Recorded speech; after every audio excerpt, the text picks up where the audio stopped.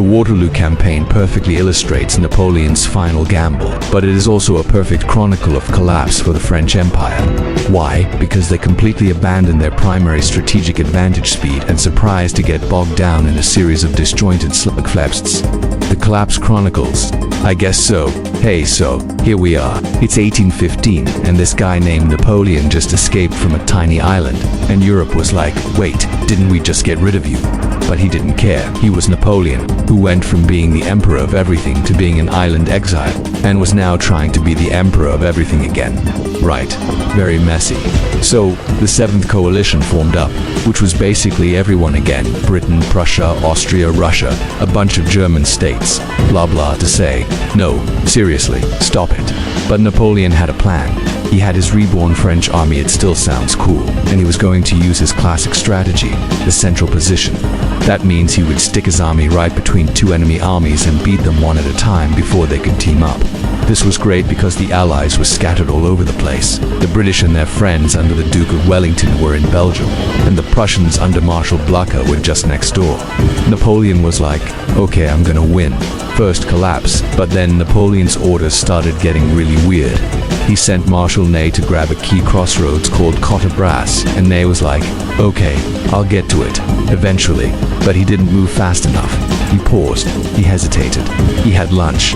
Probably Wellington's forces rushed to Catastrophe just in time and were like, nope, this spot is taken. The crossroads collapsed for the French because of tactical hesitation. Meanwhile, Napoleon was fighting the Prussians at a town called Ligny. He beat them, but he didn't crush them. He thought, hey, Grouchy, take a third of my army and chase those Prussians so they don't come back. And Grouchy was like, on it. But he wasn't really on it. The French plan collapsed. Everything collapsed. The whole plan was to keep the British and Prussians apart.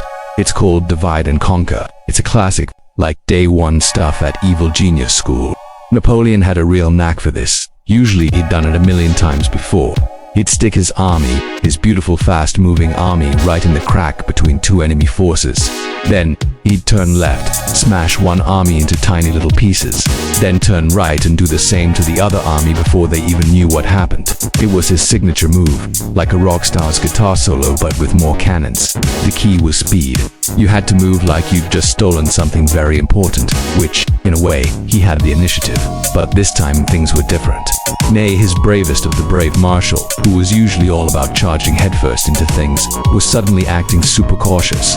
Catastrophe was basically empty when he first saw it, and he just waited. It was like seeing a green light and deciding to check your email.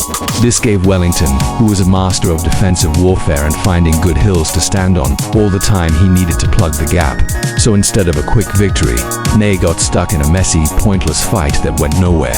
And the Prussians, Napoleon gave them a good thumping at Ligny for sure. Blucher, their 72-year-old commander who was basically a walking, talking personification of get off my lawn, even got trapped under his dead horse for a bit. Classic Blucher. Napoleon assumed they were defeated and would retreat east, away from Wellington. Big mistake. Huge. The Prussians were angry, not broken. They were like, that hurt, but now we're mad. Instead of running home, their brilliant chief of staff, a guy named Gneisenau, who was the brains of the operation, decided they would retreat north, parallel to Wellington. They were staying in the game. They were going to link up with their British friends no matter what. Napoleon had completely misread their intentions. It was a massive intelligence failure. So now, instead of two separated enemies, he had one slightly bruised enemy and another very angry, very determined enemy who were actively trying to find each other. The whole strategic situation was unraveling, thread by thread, all because of a moment's hesitation and a bad assumption. The central position was failing. The collapse was in motion. So now we're at the big one. Waterloo. It's a place. There's a ridge. Wellington has his army on it. And he's like, this is a great ridge. I'm not moving. Napoleon woke up late. It had rained a lot, so the ground was all muddy. And he decided to wait for it to dry out so his cannons would work better. More waiting. Finally, around 11:30 a.m., the battle starts. Napoleon's brother Jerome was supposed to create a small diversion at a farmhouse called Hougemont. Just a little, hey, look over here, to draw in some of Wellington's troops. Second collapse. But Jerome got way too into it. He was like, no, I'm gonna capture this farm, and kept throwing more and more French soldiers at it all day. The diversion collapsed into a massive, pointless meat grinder. It was supposed to be a feint, not the main event. It sucked in thousands of French troops who were needed for the main attack. Meanwhile, the Prussians were getting closer. You could see them. They were on the horizon, looking like a big, angry, blue cloud. Napoleon sees the Prussians and is like, oh, that's not good. He has to send a whole army corps just to hold them back. His main force is getting smaller and smaller, but he still thinks he can win. He orders a giant infantry attack on Wellington's center. D'Erlon's corps marches forward in these huge, dense columns. It looks scary, but Wellington's troops were hiding behind the ridge.